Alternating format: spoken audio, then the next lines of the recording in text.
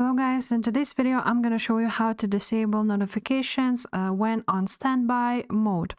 So when you turn your phone to the side and the standby mode turns on, uh, you don't want to receive notifications, for example.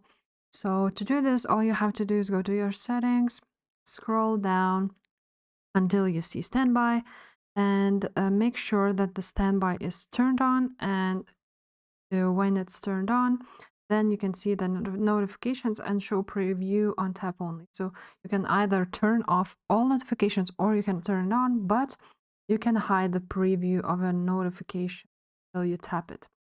So there's options. And yeah, guys, if this video was helpful, please leave a like, subscribe to this channel, and I will see you next time. Bye.